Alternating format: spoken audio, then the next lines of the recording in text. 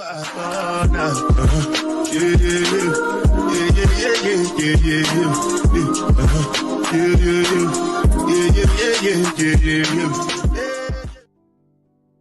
hello, hello, beautiful souls. Welcome back to Zip Mouth Motivation, where we give the raw truth, unfiltered, and we promote growth, inspiration, and love. I appreciate you all for coming to listen to the show today, or just whatever you're doing, if you're cleaning your house or whatever you're doing, letting this podcast go. I appreciate you all so much. And I say that a lot because I want my listeners to know that I appreciate you. No matter what, I appreciate you. And we are still in Women's History Month. So I have a guest for the last show, y'all. I have a guest. So I'm always excited because I do get a lot of guests, but I have a woman. I know last week you guys were like, wait, she brought a man, but he did give y'all some gems. He gave us some woman gems. So that was wonderful. But today I have a guest and I'm gonna bring her up and I'm gonna allow her to introduce herself. Hi Patricia, how you doing? I'm doing great. How are you doing, Damasha? I'm doing well. Could you introduce yourself to the people? Sure. So I'm Patricia Stepler, and I was a former school teacher, and then I had an amazing son who changed my life around for me, and I am now doing coaching. I had the opportunity to be personally coached by Bob Proctor, and it was awesome. And so I do use a lot of his materials, and I like to help people reach their entire potential and to become the person they really want to be and create their own reality. I love it. And so I'm partial to you because my master's degree is in education, higher education, but I love educating people. I love it. I love education. What inspired you to become a personal and professional development coach? Well, I'll tell you what, from my education background, and I always did personal development, only I never felt like I had changed much. I knew I was a better teacher. I knew I was a better wife, a better mom, all those things, but I didn't have the huge monetary success because, I was living in a pay scale, and each year you got a little Mm, bit of raise, and it's like, well, that's what you get, right? right. And so that was always a little frustrating to me. I was like, what am I not getting? So what really brought me into this realm was when my son was 12, he Hmm. told me he was going to get a full college scholarship. And, I was like, oh, really? And how are you going to do that? You see, my oldest daughter was in college. My second daughter was about to go to college, and he saw the financial drain, even though we Right. tried to protect him from that. Well, he decided Right. he was going to be a collegiate athlete. And in my mind, the 12-year-old telling me that, I'm thinking, all right, okay. I didn't believe him. I never believed Right. him, but I never told him that. I thought I'll Right. just let him, go along with his little fantasy. So long story short, just like any success story, there's always things that interrupt it. And we have, obstacles to get in the way, disappointments. We have a little doubt, Absolutely. you know, that happened to him too. But in the end, he got a full college scholarship to play baseball in the South. We live in Pennsylvania, and he Right. wanted to play in the South, and it didn't happen the way he expected it to. And when he got that scholarship letter, I was like, I know he caused this, but I don't know how he did it. And that's Right. been my own journey, because as excited and thrilled as I was for him, I was angry with me. I'm like, what am I doing wrong? How come I couldn't do this? And so I Right. had to find out the answers. And that's basically led me to Bob Proctor. And, the rest is history, as we say. But, that was really the turning point. And once I discovered what he had done, I just had to share with other people. And I always knew that the children I taught had so much more potential inside of them. Right. We never tap into that as educators. We never really, get kids to think of that. And so to me, the best way to do that is to get to the parents so that they can encourage their own kids, their own Right. children, to really see the potential inside of them. I love it. I love it. Can you share a pivotal moment in your own growth journey that shaped your coaching philosophy? Yes, I think that was the realization when I met Bob was I'd never heard the law of attraction. I'd Right. never heard about him talking about the different laws of the universe and how we have to Mm, work with them. And I'd never heard any of that. And at first, it was a little bit of disbelief, I'll be honest. I right. didn't quite, understand it, and I thought, "Oh, this really can't work," that kind of Right. woo-woo that a lot of people think about. And Right. then I started to really hone into it and understand, and then I could look back in my own background and see times where I actually did follow the laws of attraction. And, my son talking about this scholarship for 6 years. He didn't know how Right. he did it either. And so I was able to then explain to him what he had actually done to cause himself Mm, to acquire that full scholarship. And so then once I really started to investigate and start to believe for myself, I'm like, this is how people are really achieving great things in their lives is through these laws of the universe, and we right. just don't learn about them.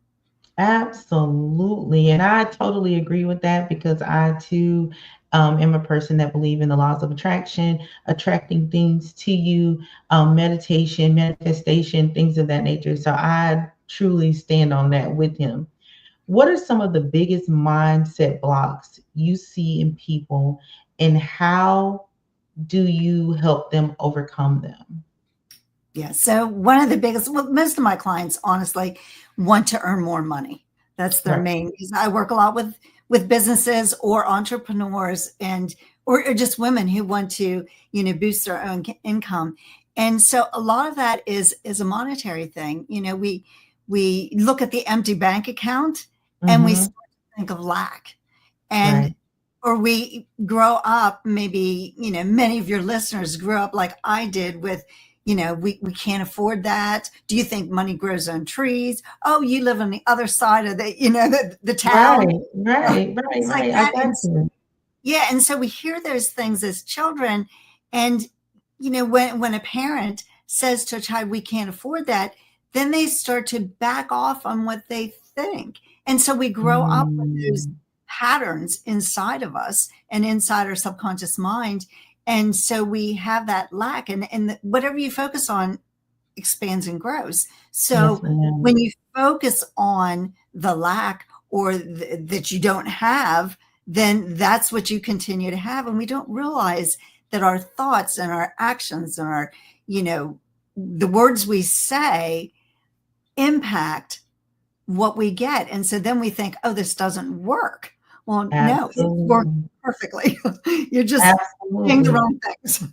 Absolutely, absolutely. And I wish that people could get in their mind that, like, I know, like, you looked at your bank account and it says zero, but then when you look around your house and you look at the many gifts that you have, it doesn't have to be zero, like, it doesn't have to be zero. It just depends on what you do with the information that you have within yourself.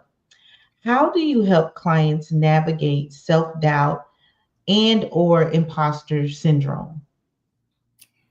It's kind of like you just said with the bank account. It's a matter of getting them to look at their successes, Mhm. and finding, what things have they done really well? Because you know what, all of us have.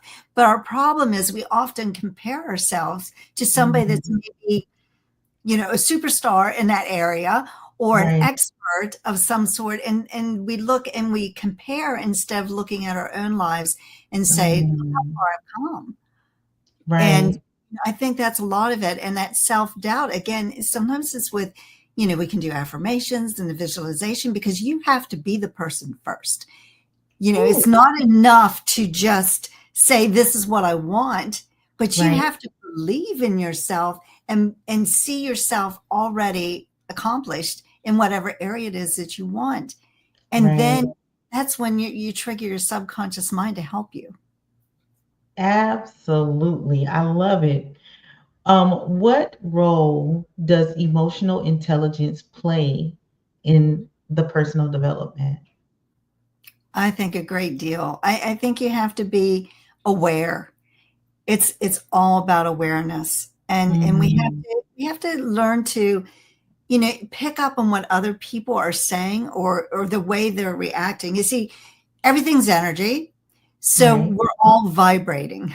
And Mm, the really emotionally intelligent person is one who can pick up on that energy from somebody else and to empathize with them. I remember this one time I was at a training and we were talking and this was how unaware I was at the time. So I am I am still learning all this also. But right.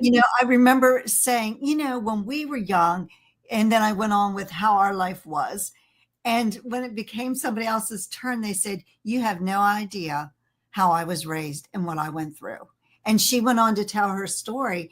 And it was at that moment I had to realize just because we were, about the same age had nothing to do with how she grew up. And I think that, Right. was had an alcoholic problem. Mm, And, mm, so she grew up totally different than what I did. And it right. really made me step back and say, you really have to listen to people and you have to understand that, just because you think one thing doesn't mean that's right and that's the only way. Abs- You have to start to absolutely. realize there are other people and other perceptions and we all have different backgrounds and experiences. Mhm. Therefore, we need to be aware that this is our perception, but not necessarily somebody else's. And we have to be open to that. And I think a lot of Right. times in today's world, some of the chaos comes because people think you have to think like they think. Mm. I think that's very significant because I've been having a conversation with a few people and we've been talking about love. And so, and I was explaining to one person the other day that, listen, love is not a universal thing. Everybody loves differently. It Mhm. may not look like love to you, but to them, that's the love that they know. That's their perception of love.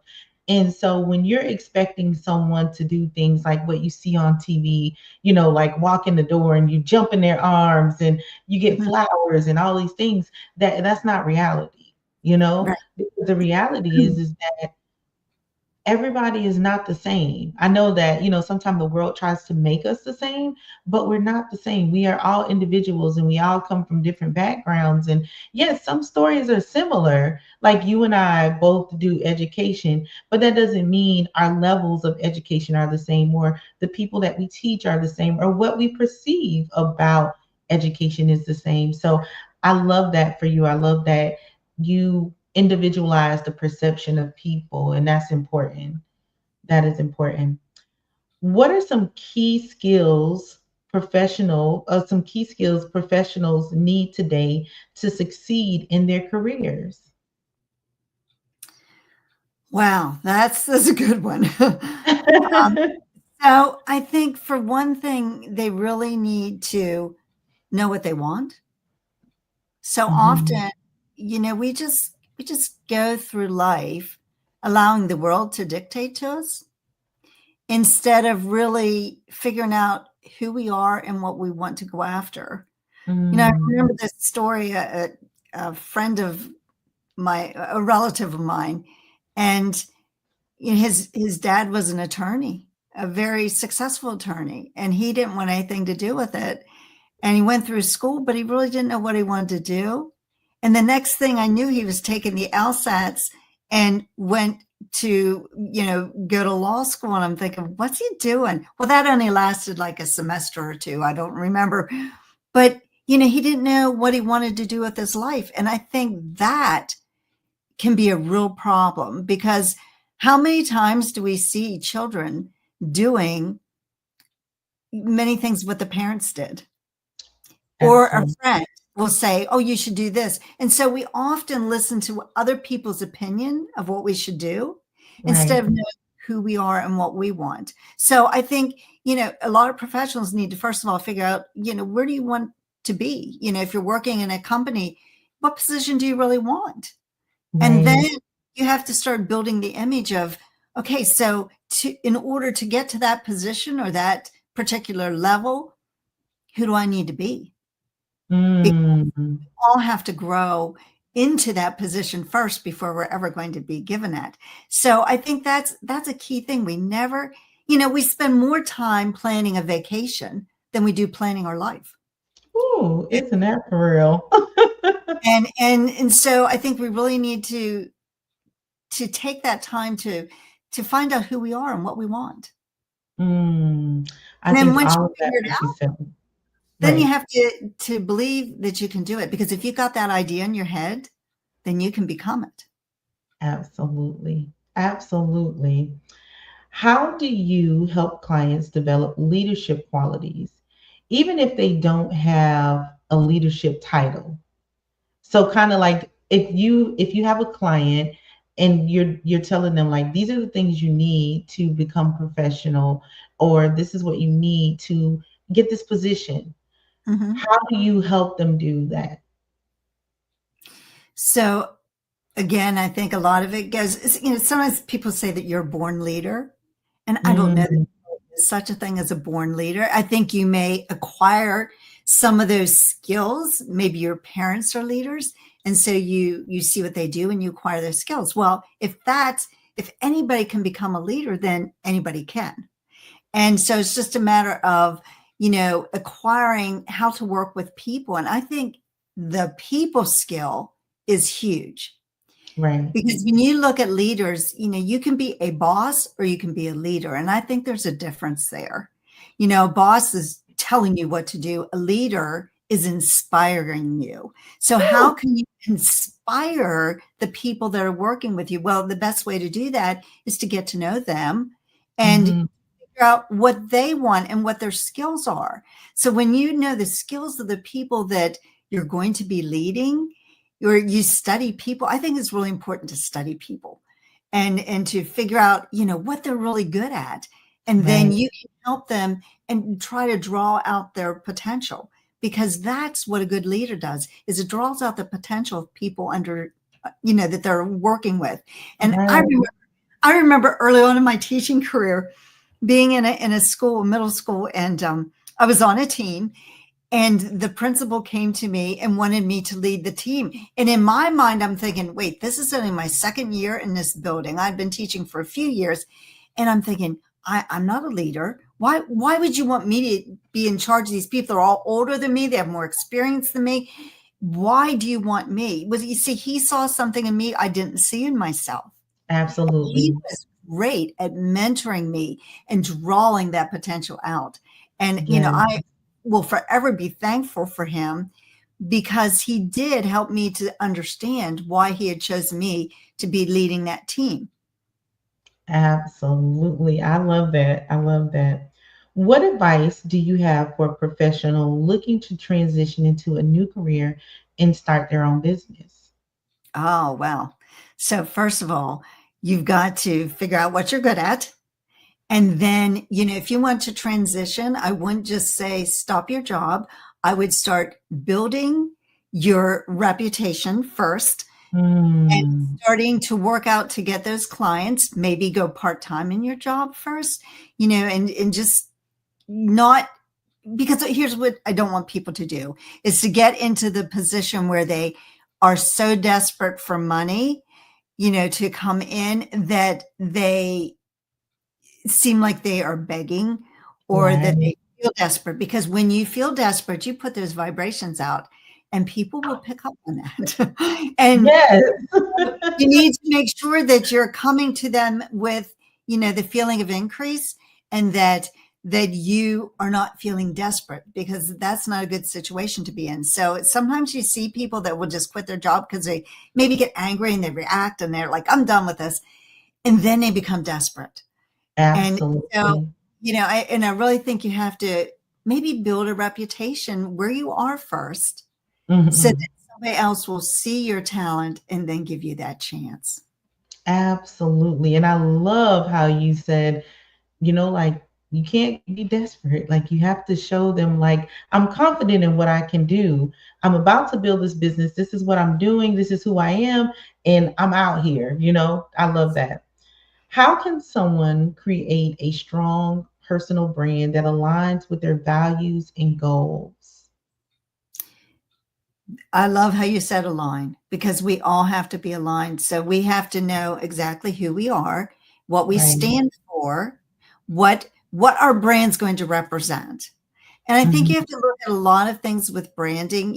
What reputation do you want? How do you Right. want other people to perceive you? And Right. it's so funny because when I first started in my business, I thought branding was just your logos and your colors. And I had no idea when I started out how branding has to be you and how you want other Right. people to perceive you. And Mhm. for me, one of the key things of branding is honesty and integrity. And you Absolutely. just got to have that. And you've got to stand behind what you're doing. And if you make a mistake, admit it and help people. But I Right. think you really have to decide who you are, what you want to do, and align yourself so that everything that you're doing is saying the same thing too. You want to keep sending out that same message because sometimes you can send out mixed messages to people and then you don't get the clients because you're not clear yourself. So that clarity of who you are, who you're helping, Right. things like that makes such a difference also. Makes a big difference. What's your take on work-life balance and myths or achieving like on in myths? So people have certain things they say is work-life balance, but what is your take on work-life balance? How do you create that? I may not be the best person to ask that because because I love to work. Right. Oh, And it's the I both love of us. being busy. So I may not be the best person for this answer, but but I do think, when you enjoy what you're doing, it doesn't Mhm. feel like work. And I really do enjoy what I do. Right. And when I have fun, I do enjoy that too. I love to travel. So that's the main reason why I like to help people is Right. because I also like to travel. And, I'm looking to doing retreats with people so that I can bring them with me on those travels. Because I think for myself, I love to make memories. Making Mm, memories is so much more important to me than getting things. It's right. just, to experience, different places and to get around, different areas. But I do think you have to take care of yourself. I think like Right. I monthly get a massage and, I take care of myself. I want to do that also. But yeah, I do enjoy work. And, when you enjoy what you're doing, it doesn't feel like work. Right, right. And that's why I think that work-life balance is an individual thing. It Mhm. depends on because I'm working all the time, and I love what I do, but I do have fun, like I like to go Yeah. out of town. I'm a create memories person too. I love to create memories, with friends and family Mhm. and things like that. So for me, that's balance. Yeah. So I think that balance, the work-life balance is very individual. I think so What's too. Well, one even this, oh, interview with you, this is just fun for me. yes. It's not work, but it's part Right, of what I do. right, right, and that's why I don't send questions because I want people to have a conversation with me, and I Right. want them to be authentic in their answers, and we're talking, like, let's enjoy each other. Yes. Um, what's one common limited belief that people hold on to that could keep them from their personal or professional, development? Not good enough. I can't Mm, tell you how many people, in fact, I was with a group of speakers a couple years ago. We were at a meeting together and most of us were coaches and right, nearly everyone there, I would say at least 95% of us were saying that they have felt they weren't good enough. And I mm, think that's a huge limiting belief. And it was amazing to me to hear so many people and, a lot of my clients, I'm not good enough. Why is it that we feel we're not good enough? I don't know where that comes from, but I think it's like a cultural thing that's just been mhm, passed down from generation to generation. And, instilled in us in ways that are almost subliminal, that Right. I don't think anybody ever said to any of us, "You're just not good enough." I don't think that's what happened. But I think we live in this world where we're comparing ourselves to others. And we're Right. always looking at somebody who's better than us at this and better than that, at whatever thing. And so we become to think that we're not good enough. And then that just Right. transfers over into other areas where maybe we don't have that immediate success in something. So then we just fall back Mm, on that limiting belief of not being good enough. I think that is huge with that's big. people. And, That's big. maybe some people won't admit that, but I think there's a lot of that feeling. And so that is a huge limiting belief. And we have to overcome it by looking at our successes and looking at the good things that we have done and the Mm, things that we really do enjoy and seeing what we're good at. Because I guarantee you, right. everybody's good at something. And Absolutely. so look at your successes. You don't have to be good at everything. My son was a great athlete. I am not a great athlete. But I never really aspired to be a great athlete. It just not Right. something I wanted to do. There were other things I was good at. So why would I compare myself to being, to the girls that I went to school with that were great athletes? Why compare myself to them and say I'm not good enough? Well, there were Mm. things I did that they weren't good at. So we all have our areas, but we don't look at the fact that we don't all have to be the same. And so Oh, we're good at things that other people aren't good at, and that doesn't mean we're not good enough. Or just right. that's just not something It that just we desire. absolutely. You are dropping gems. I promise you. I hope that when people listen to the show, I hope that they catch all of these gems you are dropping because it too, being good at something is individual. And we do Yes, compare ourselves to so many people in the world that we feel are quote unquote stars. But I tell people all the time, you're the star too. yes, Maybe you think that millions of people don't see you, but guess what? There are people in the world that I don't know about who are performers or singers or dancers mhm, or football players, basketball players. I don't know who they are, but that doesn't, and then there's other people that do. So it's just an individual yes. life that we live. How do you personally stay motivated and push through challenges? When I have a challenge, I really dig deep into study. This is Mm, not a so many people take personal development. Well, I won't say so many, but and there's a fair amount of people that think, "Oh, I've done one course or I've read one book and they know all there is to be about personal development." And that is so far from the truth because it is constantly a growth aspect.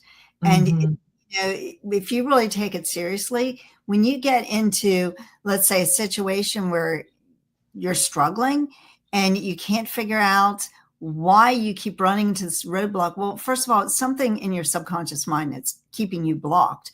And the right, only way to overcome that is to study more, to find that book or that material. I mean, some of my favorite ones are studying like Neville Goddard or Napoleon Hill or Wallace D. Waddles. I mean, these are people that, you know, you just read the information and you have to study it. It's not enough to just read it word by word. You really have to stop and look at it and think, how does this apply to my life? And I mhm, think that's the most important thing is to just keep keep pushing through because there's got to be an answer. If there's a mhm, problem, there's a solution. And it's just a right. matter of finding it. And so you just have to study more and think more. A lot of times people don't really think. We have surface thoughts, but you really don't go inside of us and figure out who we are and how we could solve that problem. And so then we rely on the outside world, and that's probably not the choice. We have to go inside of us to find that solution. And Yes, I guarantee you there's an answer. You just have to do absolutely. it. Absolutely. Can you share a success story of a client who made a major breakthrough? Yes. So oddly enough, these were early clients of mine, and they were struggling. They had a construction business, They were making a low six-figure income at the time. However, not one penny was going in their pocket. It was paying their workers, it was paying for tools and Right. resources. And they were very frustrated because they had big dreams. They wanted to build luxury homes, and they Right. were basically doing handyman jobs. So there was quite a contrast there between the two. And through getting them to shift their thinking, and the it was a wife owned the business, but the husband was the visionary, and Right. he would build these beautiful pictures, and she struggled because she could not see the vision. She wanted to build luxury homes, she wanted that, but she had blocks and belief issues. And Right. I was just making a funny sketch of just a very crude sketch of what it is that she wanted to do. And, thinking about that and seeing that every day. And they eventually, every year, they were doubling their income. First 5 years, every single year, double or more, sometimes triple. So that, and now they're like thriving. Now they're not necessarily building luxury homes anymore because now they're doing more commercial, because they found it was easier to deal with commercial clients than luxury home buyers, or people who wanted to build luxury homes. But they have gone to eight figures, and they Ooh. are just, they're killing it, and they've Right. built a huge team, and they're, every time I turn around, they're, I'm helping them with somebody that knew that they're hiring. And it's just amazing how, when you just flip your belief around, and it's been, I don't know, maybe 8 years, and they've just really made remarkable results because they were willing to open their minds to the possibilities that were there, instead of allowing all the little stuff that gets in the way to interfere with their dreams. Absolutely. I love that. I love that story. What daily habits or routines do you recommend for personal growth? Gratitude, being grateful. Now, there's two ways to be grateful. So you can be grateful for the things that you have, and we do need to be grateful for that. Right. But then I also want you to think about, what can you be grateful for that you want in your life? And Mm. can you be grateful imagining that you've already received it? Right. Just like gratitude of the things that you can see in front of you or you have around you. Can you be grateful for what, in a sense, you're about to achieve? And so I think that's really important. I think meditating, visualizing, whatever you want to do in that realm of, seeing that, that you want to be and who you are and who you need to become. And then I also think it's really important to take some time every day to study and, to expand your thinking and to become Right. a better person, and to really start thinking Mm. about, how can you reinforce that dream by your study? Right. I love that. I love it. I love it. How can you, how can someone develop resilience in the face of setbacks? First of all, don't let them overwhelm you. Mhm. Realize that everybody has setbacks. Everybody, any successful person has had setbacks. It may not look like it, but I guarantee you they have, Yeah. because nobody who is successful gets there easily. It and it's almost like, I feel like there's like some imaginary thing out there that's going to, get in your way at some point Right. and test you. So I always try to get my clients to look at it as, this is your test. And if you pass the test, then you get to move on to the next thing. And it's just, how serious are you? Are Mm. you really serious about your goal, or are you just, lukewarm? And if you're just lukewarm, well, then maybe this is as far as you're going. But if you're serious, you'll figure it out. And, setbacks are just a way, you've got to look at it as, it just isn't going to work that way. And that's kind of the way my son was when he went after scholarship. He had setbacks too. And those Right. setbacks were, this isn't the right path. So that's the other thing you can look at. You're getting this struggle, you're getting this setback because that's not the right way. And maybe you're being a little resistant to realizing that that's not the right way. And if you keep pushing that, it's going to keep backfiring on you. So you have to let go and find allow your mind through that meditation, through that visualization to find the answer for you. Go inside because it could be the universe saying, no, stop. This is not the right path for you. Absolutely, absolutely. How do you incorporate mindfulness or the spirituality into your coaching? Well, that's kind of easy. We've kind of been talking about that. It's Mhm. it's got to be there. You have to realize that. So we are a person living on three planes. We have a physical body, we have Mm, an intelligence, we have a mind, and then we have a spirit. And so that spirit is looking for that connection. And so to bring that spirituality into the coaching that I do, I mean, it has to be there. We have to realize that there is a higher power, and if somebody doesn't believe in a higher power, I am not your coach, right. because there is a higher power. I don't care what you call that higher power. I call it God, but you can call it source, you can call it energy. It doesn't matter to me what you call it, but you have to realize that, like, how did we get here? Like, why are we here? What started this? And you have to realize there's something bigger. And if you look at nature, nature is abundant. Nature is perfect. Nature Mm, keeps going.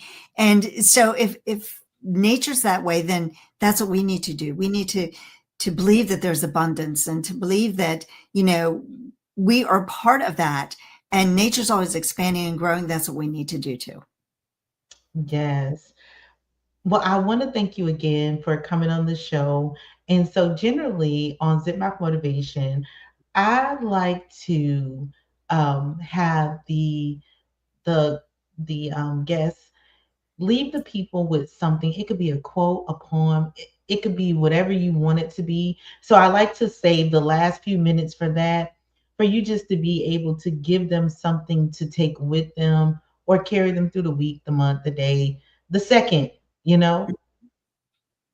Okay, so my favorite quote is, you can never outperform the image you hold of yourself. And I Mm, don't think we realize how important that is. But if you have an image of yourself as one person, but you aspire to be something else, you can't get there without building that image first. And mm, I know that held me back in my coaching business, in my teaching career, many times, because I didn't have the image of who I wanted to be. And right. even though I aspired for other things, I didn't hold that image. So you can never outperform the image you hold of yourself. I love that. I love that. So you can never outperform the image you hold of yourself. That's beautiful. I think that that is a very powerful quote. What else is there? Anything else that you would like to share about yourself that we did not touch on during the interview? I I don't know, what else to share other than that, but what I've shared. I think the one thing is to realize that I did not appear with all this knowledge. This has come over learning. And, Mhm. I didn't realize my own potential. And I Right. didn't realize my own, limiting beliefs and my own lack. And so I guess what I could say is, if I can change the way I feel about me and I can start to realize my own potential, anybody can. And Absolutely. it just saddens my heart when I see people that don't realize that they've got so much more inside of them than they're showing the world. They just need somebody to help them to pull it out. And when you do, you become, happiness isn't about having money. Happiness is about how you feel about yourself. And, Absolutely. and when you start to understand the potential you have and you start to tap into yourself, you just change the way you feel about yourself and about everybody else around you. And it is a Yes. learning process. And, I just love to help people to unlock their potential. Thank you. And could you share your information so that if they're listening to this, they can reach out to you or they can follow you on social media? Yeah, so I'm on social media and LinkedIn and Facebook and Instagram. You'll see me as Patricia Stepler. Sometimes it might be Patty Stepler. And, so you can follow me there. You can reach out to me. There's links in there as to how to get hold of me or to schedule a free consultation. Or if you're looking for a business team or something, you can reach out to me in that manner also. Right. I thank you. And I thank you for coming on the show. I thank you for just letting me ask you all those questions and getting the Yeah. information out there. Thank you all for listening to the show. Thank you, Miss, like I said, Miss Patricia, for coming on the show. Please connect with her if this is something that you know you need. And even if you don't feel like you need it, you probably need it, because if you feel like you don't need it, you probably need it. So connect with her, get with her, and she will support you in these needs. As always, y'all, I'm tongue tied today. I don't know why, but as always, I love you all. I appreciate you all. Stay positive, stay focused, stay powerful.